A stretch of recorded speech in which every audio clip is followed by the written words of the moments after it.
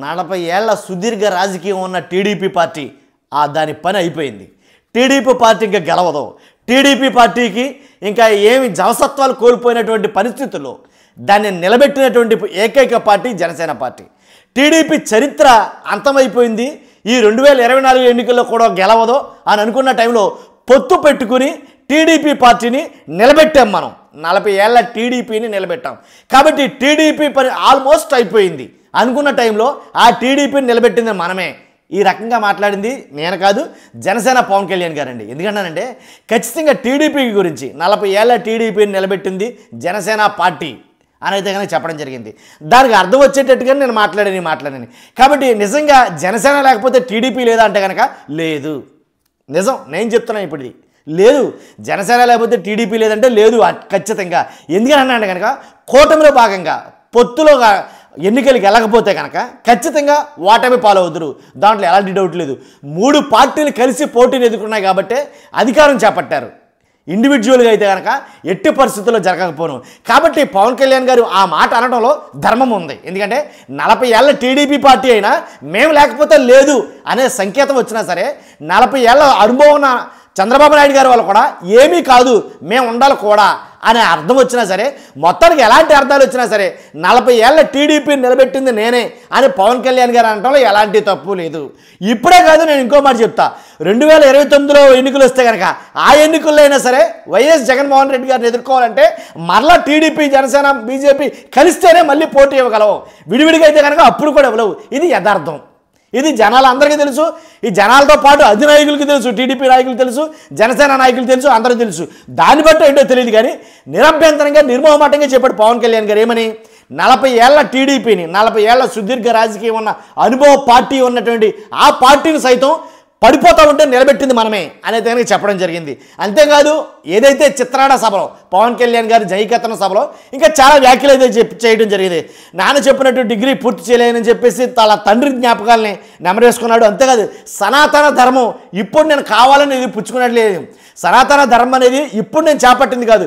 ఏదో లడ్డు వ్యవహారంలో నేను బయటకు వచ్చానని, లేకపోతే లడ్డు వ్యవహారంలో కావాలని నన్ను చంద్రబాబు నాయుడు గారు బయటెట్టారని, కాబట్టి దాన్ని డైవర్షన్ పాలిటిక్స్లో భాగంగా నేను సనాతన ధర్మం కప్పిపుచ్చుకున్నానని, లేకపోతే ఏమీ లేని టైంలో నాకంటూ ఒక హైప్ క్రియేట్ చేసుకోవడం కోసం సనాతన ధర్మం పట్టుకున్నానని అనుకుంటున్నారేమో. అలాగేం కాదు. సనాతన ధర్మం అనేది నా బ్లడ్లో ఉంది.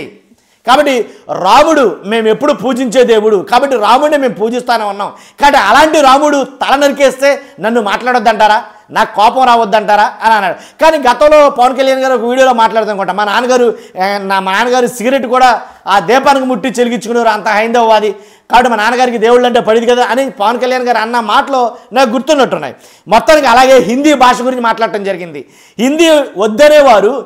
హిందీ భాష మాకు వద్దనేవారు హిందీ సినిమాలు చేస్తే కనుక, హిందీ సినిమాలు అలాగే ఆ భాషలో డబ్ చేసి అక్కడి నుంచి డబ్బు తెచ్చుకుంటున్నారు కదా, మరి అదైతే కావాలా, ఇదైతే వద్దా అని భాషల గురించి మాట్లాడటం జరిగింది, మతాల గురించి మాట్లాడటం జరిగింది, అలాగే కులాల గురించి మాట్లాడటం జరిగింది. కాబట్టి ఇన్ని రకాలుగా, కాబట్టి అవగాహన లేకుండా పార్టీ అయితే పెట్టలేదు అని వైఎస్ఆర్సీపీకి చొరకలు కూడా వేయటం జరిగింది. కాబట్టి 11 సంవత్సరాల ఏదైతే ఆవిర్భావ సభలకు 11 సీట్లు కేటాయించాం. 12 ఆవిర్భావ సభ మేము చేసుకునేసరికి వైఎస్ఆర్సీపీని 11 సీట్లుగా పరిమితం చేయగలిగాం.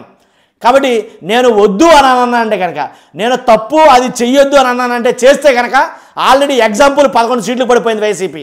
అలా ఉంటుంది, గుర్తుపెట్టుకున్నాను.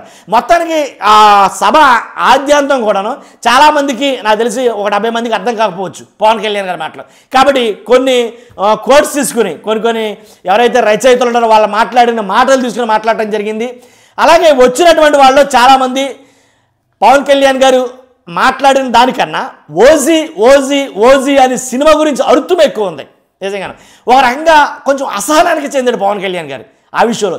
ఇదేంటే బాబు మీరు ఎక్కడికి వచ్చారు, ఏం మాట్లాడుతున్నారో, ఎక్కడికి వచ్చి సినిమాల గురించి మాట్లాడతారేంటి అని ఆయన మాట్లాడటం జరిగింది. కాబట్టి సినిమాల ప్రస్తావన ఇక్కడ తీసుకురాకూడదు, ఇది రాజకీయ సభ అని మళ్ళీ వివరించడం జరిగింది.